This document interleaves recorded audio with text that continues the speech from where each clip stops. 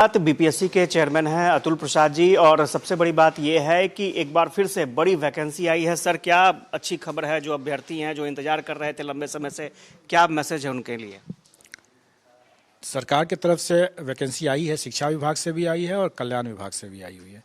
शिक्षा विभाग से करीब 70,000 से कुछ कम है, 69,600 के लगभग है, और 1,000 के आसपास कल्याण विभाग से, टोटल 70,000 प्लस हो जाते हैं। इसके अलावे संभावित है, और जैसा आप लोगों ने सुना भी होगा कि घोषणा भी हुई थी, जो टीआरई 1 के जो अवशेष वैकेंसी है वो भी इसमें जुड़ जाएगा, तो लगभग 50,000 के आसपास वो भी जुटेगा। तो जब वो शिक्षा विभाग अभी हमने भेज देगा तो उसको भी हम लोग जोड़ लेंगे। सर, क्या बहुत कुछ सीखने के लिए भी मिला? सर, पहला मौका था बीपीएससी के लिए, बहुत कुछ बदलाव भी आपने किए हैं। कई बदलाव किए गए हैं और वो अभ्यर्थी के परेशानियों को देखते हुए किया गया है। जैसे कि परीक्षा, भाषा की परीक्षा को अब हम लोग मुख्य परीक्षा के साथ ही जोड़ दिए हैं और एक ही शिफ्ट में हो जाएगा। 120 प्रश्न की जगह पर 150 प्रश्न हो जाएंगे। इसमें 30 भाषा का क्वालिफाइंग का रहेगा और 2 घंटे की जगह पर 2.5 घंटे रहेंगे।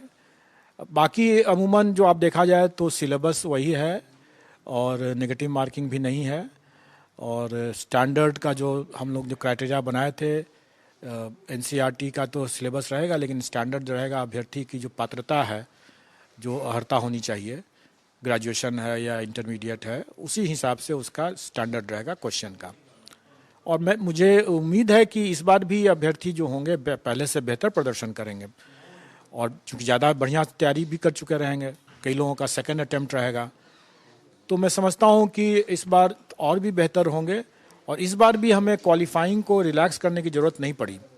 वैसे हम लोग रखेंगे 75%, अगर ज़रूरत पड़े तो हम लोग 75% वैकेंसी को भरने के लिए क्वालिफाइंग कट ऑफ को रिलैक्स कर सकेंगे, लेकिन उसकी नौबत आई नहीं 1-2 विषय को छोड़ करके, इसलिए आगे के लिए भी मुझे नहीं लगता है कि ज़रूरत पड़ेगी। एक परेशानी आप लोगों को बहुत फेस करनी पड़ी, बार बार ये गलत हो गया, वो छूट गया, गलत डॉक्यूमेंट आ गया, तो इस बार क्या सर? देखिए, पिछले बार कई अभ्यर्थी जो थे थोड़ा इस प्रक्रिया से अनभिज्ञ थे, उनके लिए सब कुछ नया था, और इसी कारण से कई चरणों पर उनके द्वारा मामूली भूल होते रही, मानवीय भूल ही कह सकते हैं।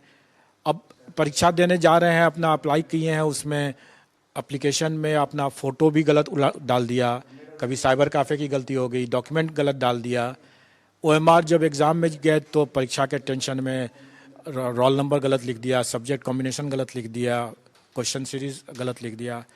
कई तरह की गलतियां लोगों ने किया, जिसके कारण से हम लोगों ने सुधार के लिए भी उनको कई अवसरों पर मौका दिया, कुछ हम लोगों ने खुद भी क्रॉस वेरीफाई किया।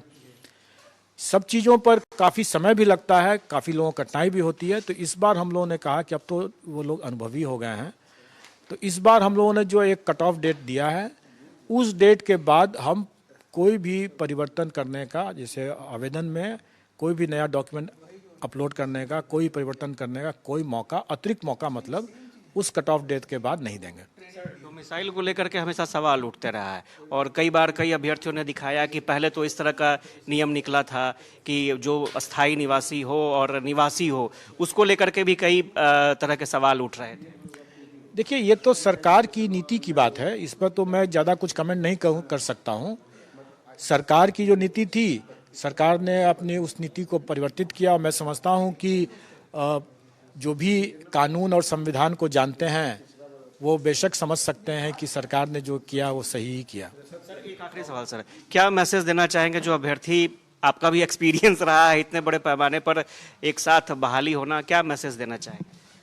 देखिए, जिस ईमानदारी के साथ और जिस तत्परता के साथ हम लोगों ने ये काम किया, तो मैं जो जेन्युइन अभ्यर्थी हैं उन लोगों से कहूँगा कि भाई वो लोग इधर उधर के बहकावे में ना आए, और वो अपना दिमाग लगाएं, अपना पढ़ाई करें, और निश्चित तौर पर वो सफल होंगे। और एक दूसरी ये भी बात कि आप लोगों ने देखा होगा कि हम लोगों ने बायोमेट्रिक का विशेष रूप से इस्तेमाल किया, और हम लोग हर बार कुछ नया करने का कोशिश करते हैं, जो आप लोग को उसी समय पता चलेगा। तो मैं कहूँगा कि जो मुन्ना भाई लोग जो हैं, जो ये सोच करके जाने की कह चले इस बार बीट कर देंगे, तो उन्हें भी थोड़ी जोर आजमाइश करनी पड़ेगी ज़्यादा, और मेरा हम लोग का प्रयास रहेगा कि अगले बार भी कदाचार मुक्त परीक्षा दें और परीक्षा फल भी हम लोग इसी तरह से निकालें। तो बीपीएससी चेयरमैन थे और उन्होंने बताया कि किस तरह की तैयारी की गई है और कैंडिडेट्स को विशेष तौर पर खास निर्देश सलाह भी दिए हैं कि परीक्षा में बेहतर तरीके से शामिल हो और इसका फायदा भी उन्हें मिलेगा। कैमरा पर्सन राजू के साथ आशुतोष चंद्रा, कशिश न्यूज़।